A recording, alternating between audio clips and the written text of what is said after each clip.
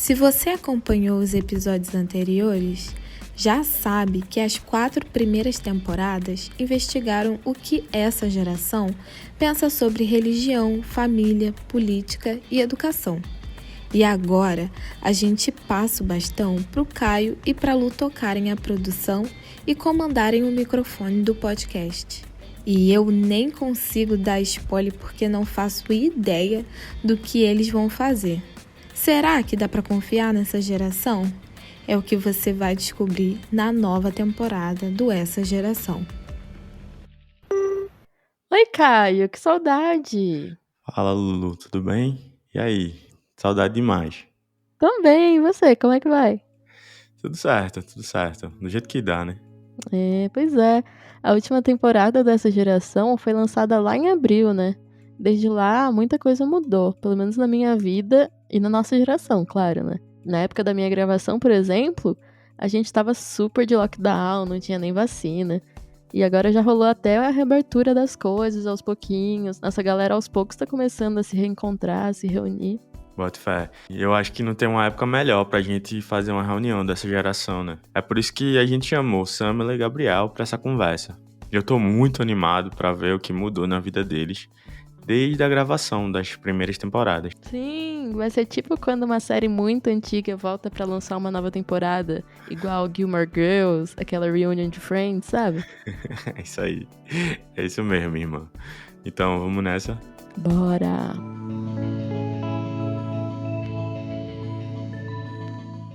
Então, meu caro Gabriel, como é que você tá? Eu já perguntei isso várias vezes, mas agora é valendo. Beleza, tô bem. Um pouco cansado do trabalho, mas faz parte, né? E vocês, como é que vocês estão? Como é que vai a vida? Tudo tranquilo? Tudo bem? Ai, que prazer te ver vocês dois, né? E aí a gente já adianta pros nossos ouvintes que a gente tentou falar com a Samila e trazer ela pra conversa, mas ela está ocupada salvando o mundo. A nossa militante é muito ocupada. E aí, infelizmente, a gente não conseguiu juntar os horários, mas ela gravou um áudio pra gente. E é um prazer ver Gabriel aí pela primeira vez, Caio também, um grande amigo. Vamos conversar, a gente tá aqui pra gente trocar umas ideias, assim, sobre a experiência, sobre como foi participar dessa geração, né? Como chegou o convite, como foi a repercussão na vida, enfim, a gente vai falar sobre esse tipo de coisa, e abertamente, e como uma conversa mesmo, né? Como é que chegou pra vocês o convite? Como é que aconteceu, né? Como é que você foi escolhido pra ser a voz dessa geração? Eu não sei como a Rádio Novela me achou, como a Titi Setubo me achou. Eu sei que um dia eu recebi um e-mail de Bárbara Rubira, a produtora aí das 4 primeiras temporadas, falando que tava aí com essa ideia de produzir um podcast chamado Essa Geração, que queria falar do que pensam os jovens de hoje em dia, né? E que eles queriam conhecer melhor. Foi muito legal que foi um processo muito de cavar na nossa história, né? Eu acho que para vocês também foi assim. Eles foram lendo a nossa história, conhecendo a gente e vendo como a gente poderia contar para outras pessoas. E é engraçado porque eu não achava que minha história era tão interessante assim.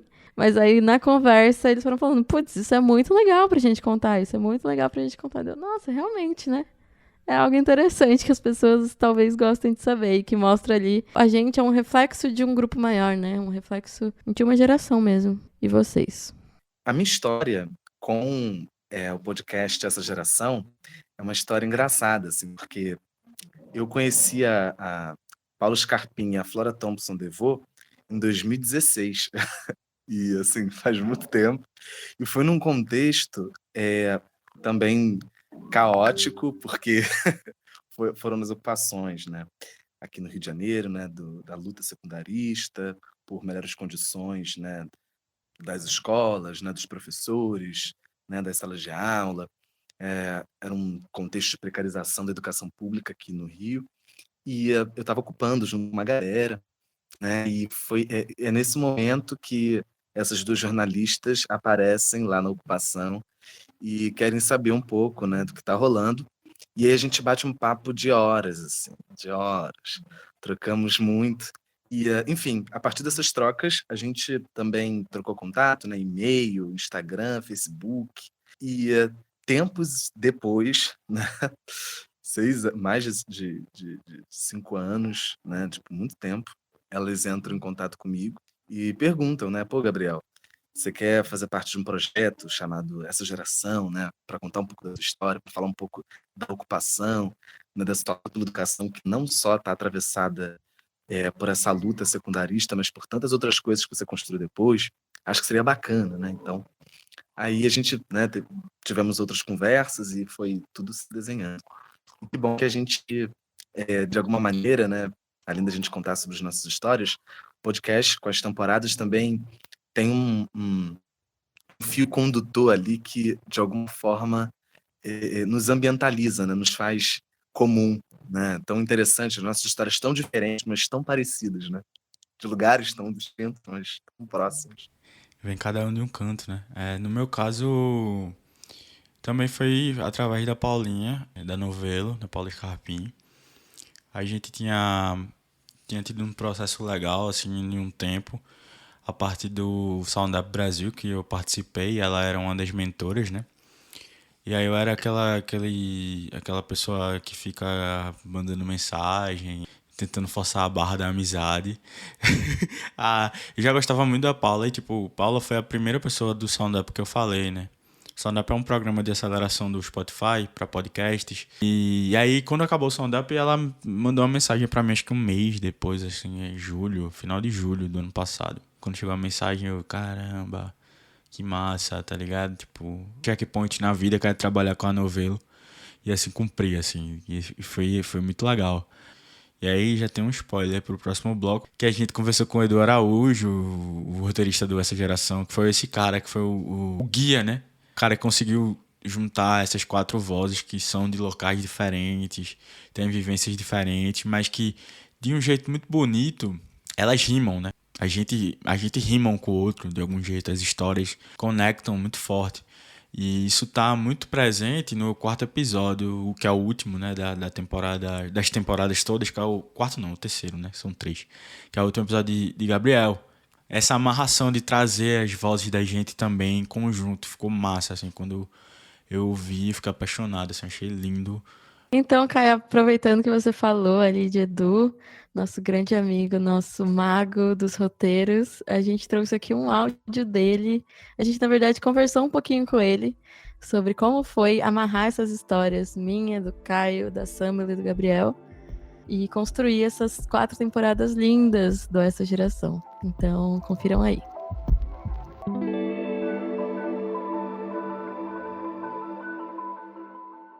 Eu acho que tem uma coisa que é interessante de ser falada, assim, antes de tudo.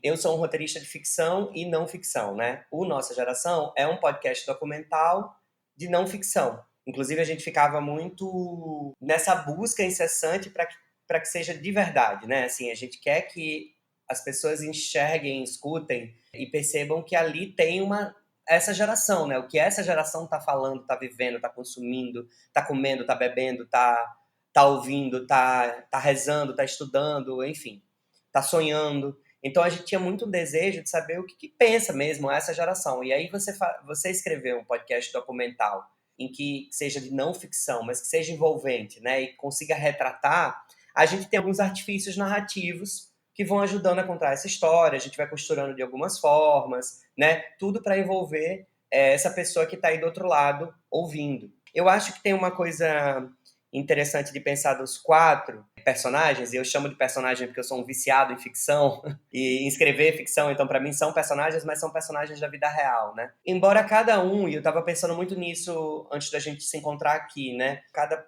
personagem de cada temporada, ela deu um tom, porque cada um tem um universo, né? Mas o que é interessante a gente observar que se a gente pega cada um e tira esse universo, me parece que é uma geração. Isso que eu acho que é a potência de tudo isso, né? Assim, embora tenha cada um nos seus privilégios, nos seus lugares de fala, tem uns desejos meio parecidos.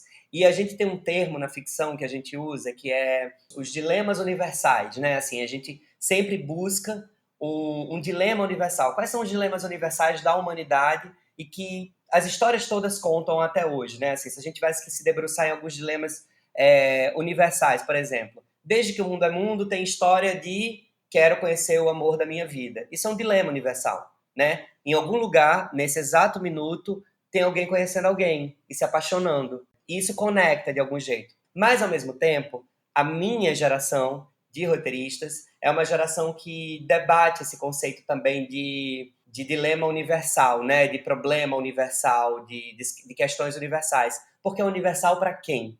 Né? E aí a gente vem de uma geração que está debatendo muito isso.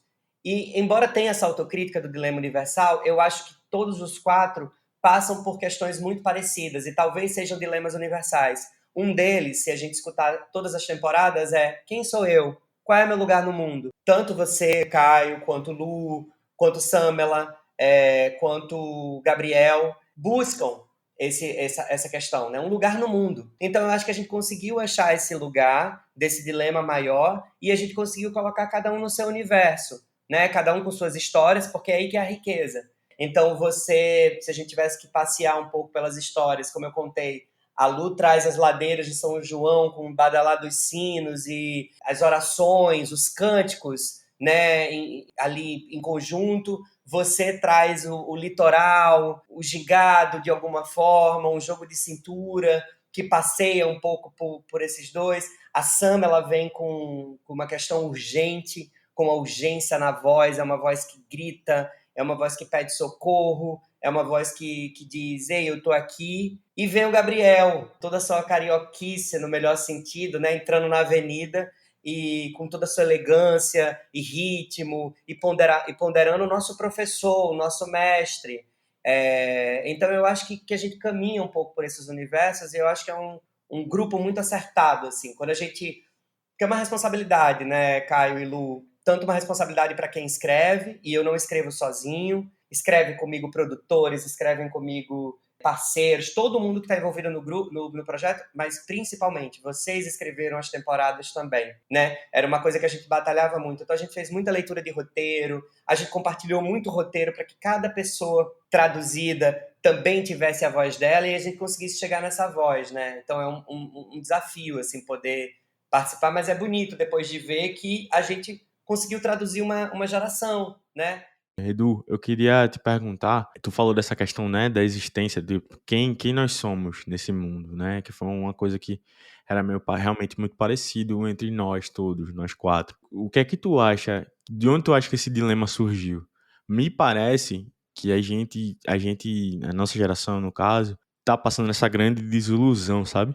Do país, das coisas, as promessas que não foram cumpridas. E aí, a partir dessa desilusão, a gente começou a projetar o que é que a gente faz a partir disso, né? É o Até Quando, de Luciana, na primeira temporada, por exemplo, né? Quando eu tinha a idade de vocês, hoje eu estou com 34, mas quando eu tinha a idade de vocês, eu tinha dilemas parecidos, né? E um deles era: quem sou eu, o que eu quero ser, como eu quero mandar minha mensagem para o mundo, qual que é o meu lugar no mundo. E hoje, com 34, eu também estou procurando isso, né? Assim, quem sou eu, qual que é o meu lugar no mundo. E converso com pessoas de 40, de 50, converso com a minha mãe, que já está com 60 e poucos, e ela também quer achar o lugar dela no mundo. Quando a gente olha para uma geração, o que eu penso é que ainda bem que sempre vai ter jovem. Ainda bem, porque a gente precisa dos jovens.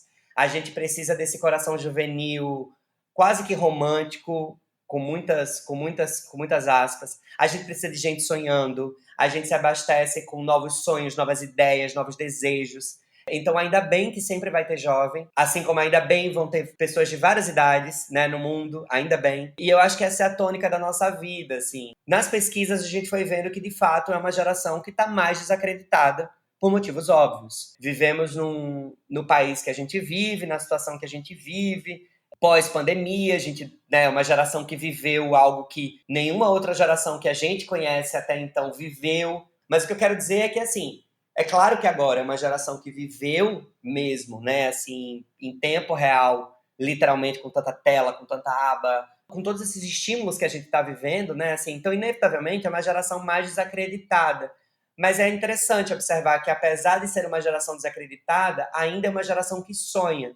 Embora a gente já tenha aprendido, hoje em dia, que sonhar é privilégio, que nem todo mundo sonha, né? Tem tanta gente que não sabe nem que pode sonhar.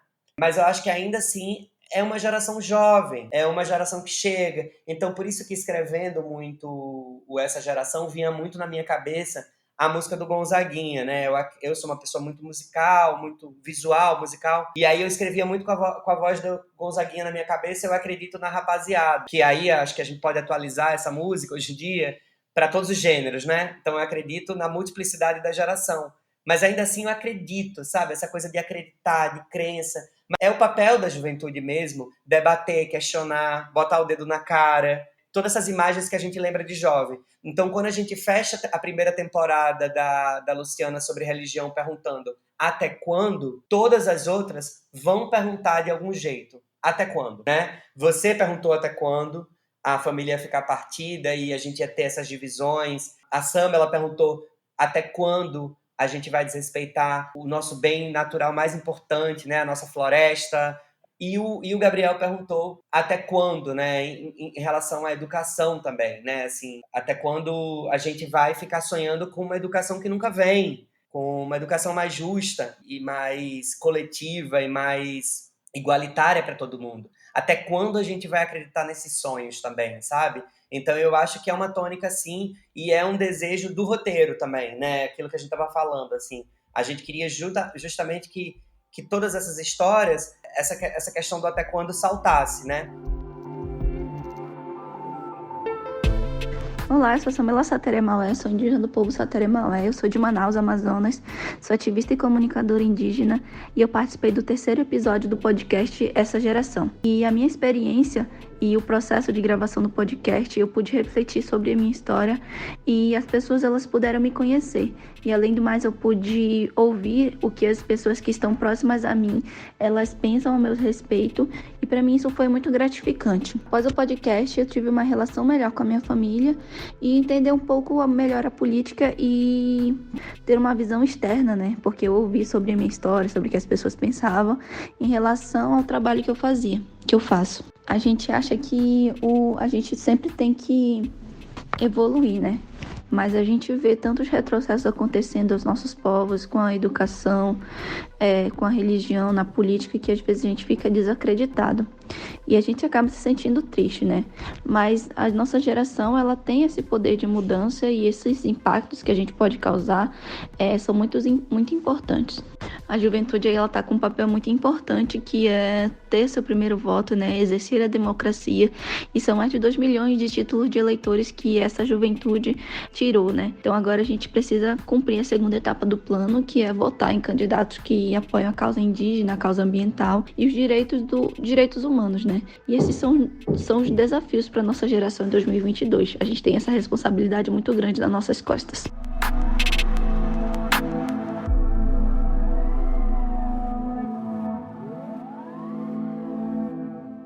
E eu queria saber de vocês, assim, pra gente comentar sobre como foi o pós.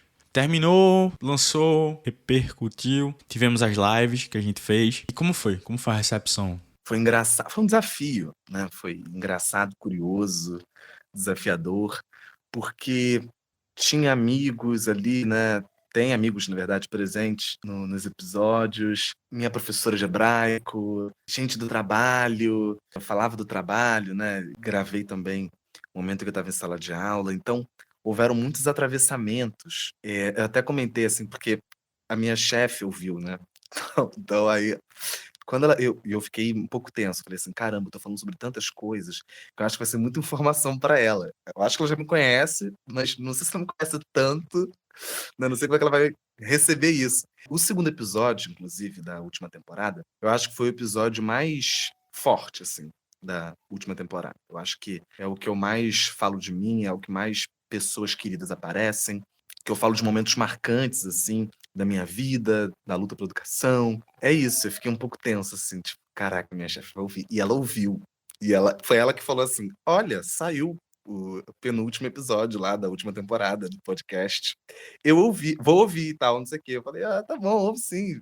Depois me diz aí o que você achou. Ela depois me devolve algo lindo, assim, faz uma devolutiva maravilhosa, dizendo que ela gostou muito, de que muitas coisas que estavam ali, não só na temporada que eu apresentei, mas também das anteriores, eram fundamentais, sabe, de serem expostas, de serem comentadas, de serem faladas, que as pessoas deveriam ouvir aquilo, né, como forma de potencializar mesmo seus corres, seus rolês, Porque é isso, a gente vive num momento muito desanimador, né? Então, acho que esse compartilhamento, né, de histórias, fazer com que esse momento de ouvir, né, se faz muito importante, assim. Então, a recepção, né, onde eu trabalho foi legal, né? Não só ela ouviu, mas outras pessoas ouviram também, acharam muito bacana a ideia do podcast, não só a minha temporada, mas a de vocês também. Então, quero aqui dizer que adoraram, acharam muito massa, muito incrível. Amigos meus amaram também.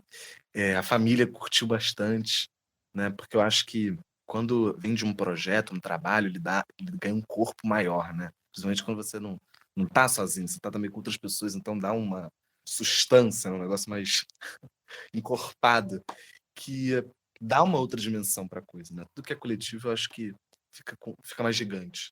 Na minha temporada eu falo muito sobre igreja, né? Sobre religião. E ele é religião evangélica. Depois eu descobri que Gabriel também é religioso, né? Judeu. Achei muito legal saber disso. A repercussão na minha igreja foi maravilhosa, assim. As meninas da Vale das Bênçãos, que é como a gente chama o nosso grupo, que a gente faz culto online e tal, gostaram muito, se sentiram muito bem representadas. Todas falaram que choraram.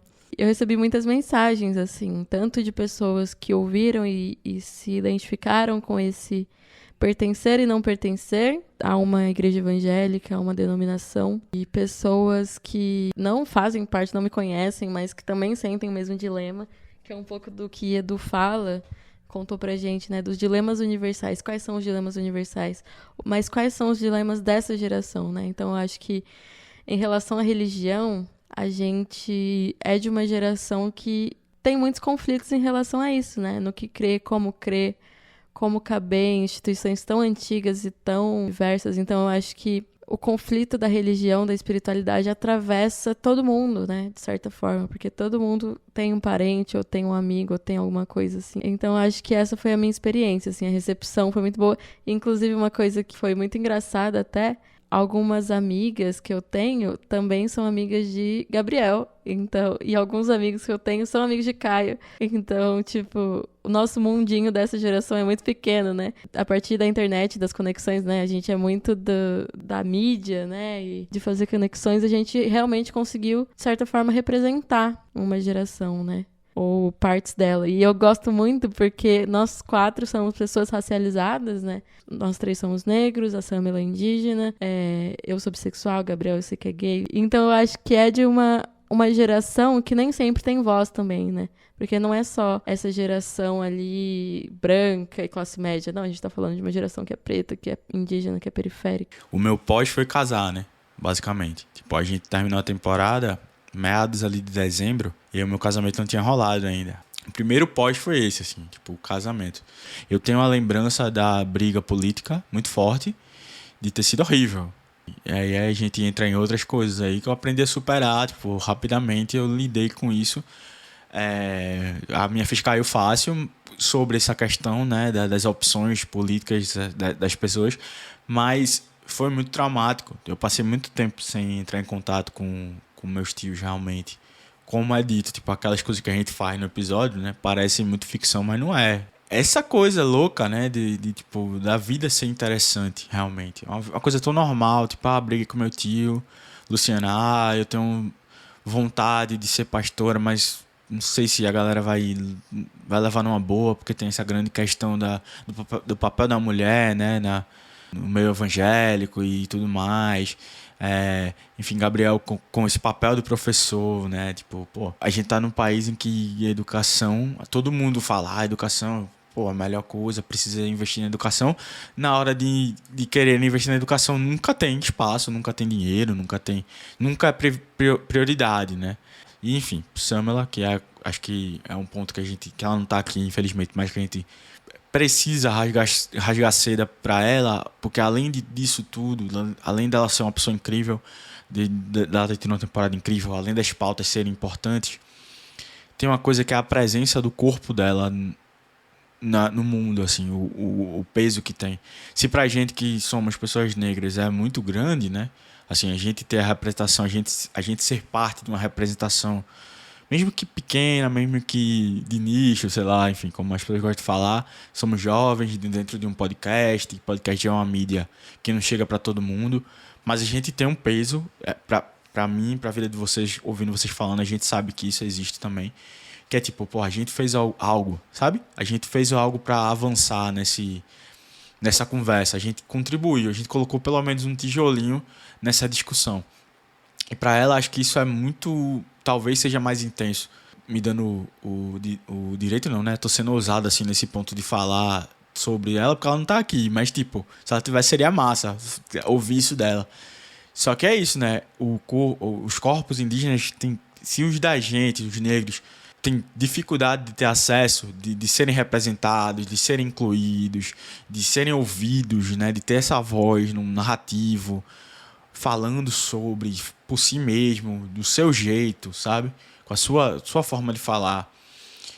Se pra gente isso é muito foda, pra ela, pelo menos assim, pelo que eu conheço do mercado dos podcasts que são feitos, é difícil isso acontecer, né? É difícil ter um podcast com esse alcance, representado por duas marcas, né? Duas organizações grandes, como é a Novelo como produtora e a TID como essa organização social, né?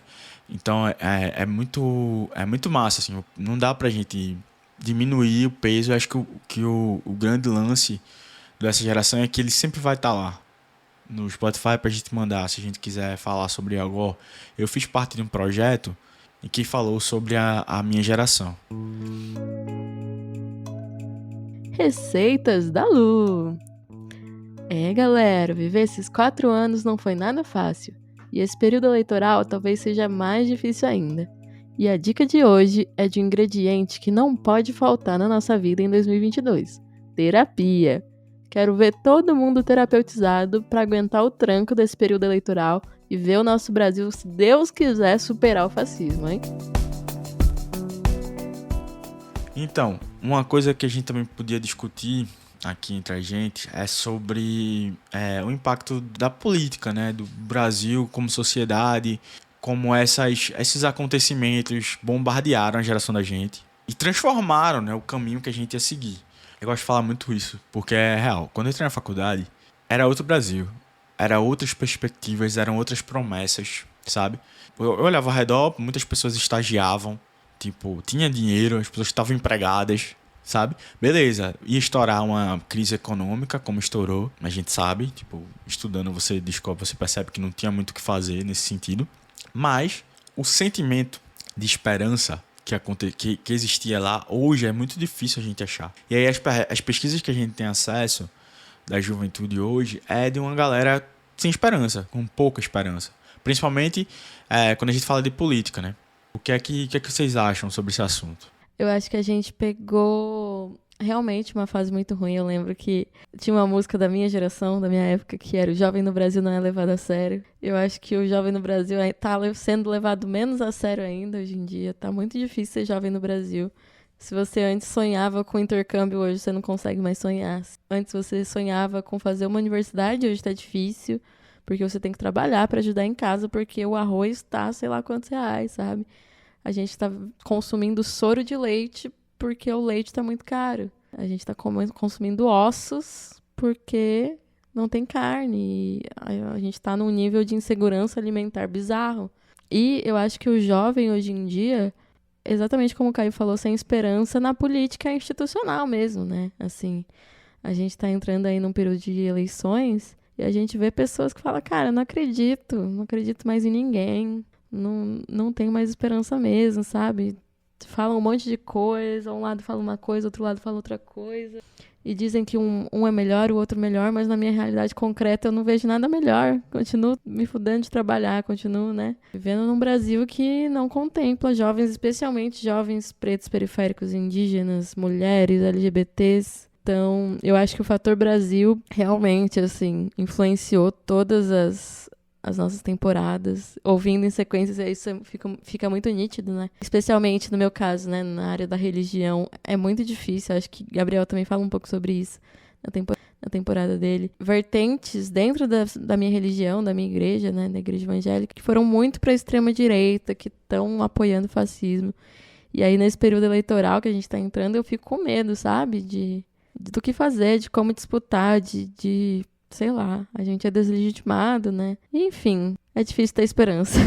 Queria pegar um pouco aí o gancho da tua fala e para dizer, né, também que eu compartilho muito desse sentimento, né, de desesperança, infelizmente, mas ao mesmo tempo, o bom, né, por outro lado, é que a gente tem, de alguma maneira, uma brecha. E que brecha é essa? Eu acho que são as eleições desse ano, principalmente para a presidência da República e para o governo do Estado, né? Eu acho que no executivo, né, a gente tem aí uma possibilidade, principalmente para a juventude progressista, bem clara, bem nítida, bem direta, assim, objetiva, entre democracia e barbárie, né?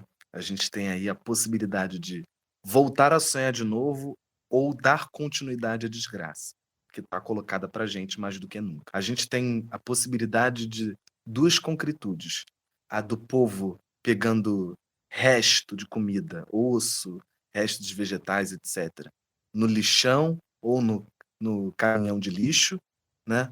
Ou a gente tem a possibilidade de termos o povo com com seu próprio financiamento, né, com recursos, plantando, né, colhendo, né, indo ao mercado, comprando com seu dinheiro, né, no seu trabalho. Diante desse cenário que está colocado para a juventude, a missão de mudar isso com a sua própria mão. E é através das urnas. Por que é importante falar disso também? Né? No período em que há uma descredibilidade das urnas, nós, enquanto jovens, mais do que nunca, né, de todas as gerações anteriores, nós somos a geração que mais tem contato, mais está vinculada à tecnologia, sabemos muito bem que as urnas são seguras. E é por isso que a gente deu uma aula também para o próprio povo brasileiro, de outras faixas etárias, de que nós podemos reverter o quadro e nos inscrevemos, né? Jovens com menos de 18 anos se inscreveram para poder tirar o seu título de eleitor, né? Então, esse sonho, né, do povo brasileiro de mudar esse quadro, e o sonho também da própria juventude brasileira, está com a gente, né? E a gente pode mudar isso agora, nessas eleições. Que bom que tem possibilidade de reverter esse quadro. Que bom, né? E eu acredito muito, assim, no âmbito da fé e também no âmbito materialista, assim, da extrema racionalidade. A gente pode sonhar, a gente pode reverter esse quadro, a gente pode, sim, voltar a desenhar projetos, porque se assumirmos, né, o caminho do bem, né, da paz, do diálogo, da democracia, da tecnologia, da credibilidade das urnas, a gente vai saber em quem votar e a gente vai saber como transformar esse Brasil e fazer ele ser nosso de novo, né? Fazer o Brasil ser dos jovens novamente. Ter uma Fundação Palmares que valorize o negro brasileiro, né? Ter novamente uma Secretaria Nacional de Juventude que olhe para os jovens indígenas e jovens negros, né? Jovens de religiões de matriz africana, jovens judeus, jovens muçulmanos, com o olhar da pluralidade e da diversidade, de verdade, né? Não de mentira, não invertendo, na verdade, valores, né? E princípios que com muito suor e muito sangue nós conseguimos fazer valer a pena, né? Fazer viver também ele através da Constituição de 1988, né? Então, a gente não pode deixar esse plebiscito da democracia que vai acontecer agora nas urnas ir por terra, né? Cabe a nós, enquanto juventude, engajar também os mais velhos e os mais novos que nós, que têm a possibilidade de votar, que votem e que votem pelo bem, pelo pão, né? Pelo compartilhar, né? Pelo matar a sede, pelo matar a fome e pela paz, né? A gente Amém. precisa de paz. Aleluia. Fala a Deus. Pregou, pregou. A gente recebeu essa semana do pessoal da TID a pesquisa que eles fizeram qualitativa sobre a juventude e o primeiro voto, né? Eles conversaram com jovens até mais jovens do que a gente, que vão dar o seu primeiro voto esse ano. E algumas coisas interessantes aqui de olhar, sabe, dos resultados. Uma delas é sobre, e eu achei isso muito interessante que eu vi, é sobre como é que esses jovens ficaram sabendo de Lula conhecendo Lula e conhecendo Bolsonaro. E é uma das coisas de Lula que citaram que foi muito importante para esse jovem, porque eles entrevistaram pessoas que votavam em Lula, votavam em Bolsonaro e que ainda não estavam decididas ou que não iam votar em nenhum dos dois. A resposta de Lula tem sobre como eles conheceram Lula a partir da produção de conteúdo de internet, principalmente aquela entrevista que ele deu no Podpah, né? Então, assim, não dá pra gente menosprezar, pra gente subestimar o poder das mídias digitais hoje, como isso que a gente tá fazendo aqui. Por mais que o alcance não seja absurdo, não chegue para todo mundo, chegando formando algumas opiniões, muitas opiniões que conseguem, alguns milhares de opiniões, não são milhões, mas são milhares. Essas milhares de opiniões, elas têm uma capacidade de se espalhar, sabe? Elas vão se espalhando, elas viram uma ideia coletiva em algum ponto. E aí acho que assim, independente de quem tiver, do que a pessoa que está ouvindo a gente agora vai fazer em outubro, eu acho que a gente sente a diferença dessa eleição para 2018. A gente vê que a pauta mudou. A pauta dessa eleição é fome, 2022. Óbvio que essa é uma pauta séria, é uma pauta que gera coisas. Me revolta muito ver pessoas na fila do osso, como tu falou, Gabriel. Mas, assim, não vai ter ninguém que vai defender a fome. O que é que a gente quer? A gente quer que as pessoas comam, consigam um emprego e tenham uma vida digna de novo. Você não precisa ser pessoa de esquerda mais esclarecida que existe para dizer assim, pô, beleza, eu quero que as pessoas não passem fome, para estar do lado da gente, entendeu? Vendo essa pesquisa, você vê como tem um impacto de pessoas que já estão falando sobre isso, sobre essas questões mais urgentes e que não ficam necessariamente impondo limites para quem está do meu lado. E acho que essa é a diferença e é isso que eu vejo nessa pesquisa também alguns jovens captando. Por outro lado, quando você vê os bolsonaristas falando, até os mais jovens que estão nessa pesquisa, eles têm uma característica de discurso uniforme. Ou seja, tanto faz ser um jovem, como é aqui no caso da pesquisa, de 17, 18, 16 anos, como ser um coroa de 50, 60 anos. Eles falam a mesma coisa. Os jovens que declaram voto em Bolsonaro não relacionam este apoio a nenhuma realização do governo relacionada à juventude, mas a defesa de valores conservadores, tais como a defesa da família tradicional e os valores cristãos. Em relação ao desempenho do atual governo, consideram que o atual presidente teve suas ações limitadas pela pandemia e o mau desempenho da economia. É isso, né? Os caras têm um discurso uniforme estabelecido que é passado para a galera que consome e é reproduzido desse jeito, né? É um discurso fechado, é um discurso passado e reproduzido integralmente, né? Que é o que eu vejo ser a diferença realmente entre um lado e o outro. Você vai ter pessoas, nós três mesmo, com certeza a gente vai ter prioridades parecidas, mas ideias diferentes, talvez, de como resolver esses problemas, né? Tem o autor indígena Ailton Krenak, que inclusive é da mesma etnia da minha bisavó, somos aí quase parentes, que ele fala sobre as ideias para adiar o fim do mundo. Então eu queria saber de você, Caio e Richard, quais são as ideias de vocês para adiar o fim do mundo? Eu acho que é cultivar a paz e o diálogo. E vindo de uma cultura dialógica, uma cultura de construção coletiva, eu entendi que o bom diálogo, ele edifica a paz e o diálogo são instrumentos indispensáveis e, portanto, primordiais numa democracia, que é algo que eu almejo tanto, né? Nós aqui almejamos tanto, e a juventude, pelo que tenho impressão, tanto tem sede, né? Já que a gente se vê tão acuado diante de posturas e até mesmo eventos, situações, ações do Estado brasileiro para adiar o fim do mundo, que de alguma maneira é um pouco a miséria, é um pouco a desgraça, a guerra, a violência, a discussão infrutífera. Para adiar isso, é fundamental a paz e o diálogo. Construindo isso, a gente chega em muitos lugares. Por isso que, inclusive, nessas eleições, eu vou votar para a presidência na paz e no diálogo. Para bom entendedor, minha palavra basta. Eu acho realmente a melhor coisa que a gente tem para fazer nesses próximos meses e espalhar essas ideias. É a gente se comunicar realmente. É sermos vetores de transmissão do que a gente quer, sabe? Eu acho que tem um desafio muito grande, se tem alguma responsabilidade pra gente, como juventude mesmo, para o que tem acontecido no Brasil, terem chocado o ovo da serpente, como falam, se tem alguma responsabilidade pra gente em relação a isso, essa responsabilidade é porque a gente parou de falar as nossas ideias e aí de repente a gente foi atropelado por isso. Nessa semântica, nessa discussão propositiva, a gente dá de 500 a 0 nos caras. Se for botar na mesa, aí, qual é a tua proposta aí pra favela? Qual é a tua proposta pro interior do Brasil? De verdade. Vamos falar de boa, pô, sem acusação.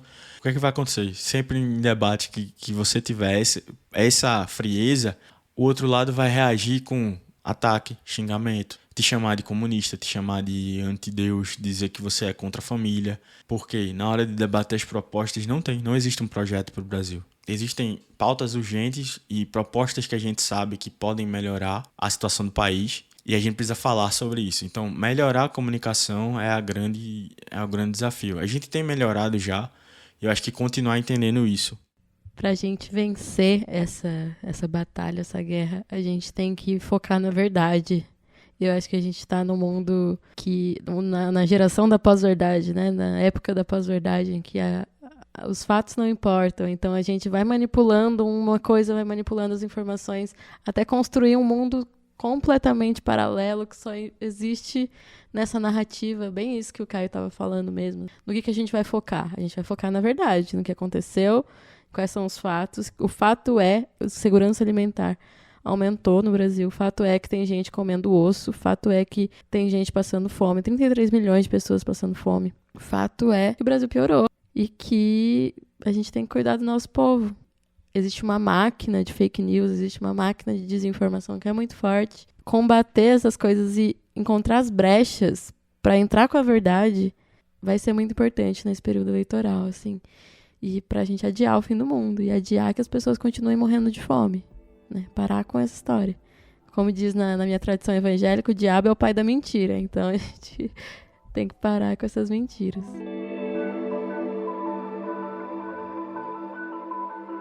No teu gancho, Lu, que dessa tua fala, a gente vai chamar o pessoal que tá ouvindo, né, pra acompanhar essa nossa nova temporada, que a gente vai trazer conversas e debates sobre assuntos, pautas importantes, pautas necessárias de se conversar, mas que são conduzidas nos últimos anos de um jeito não muito propositivo, né?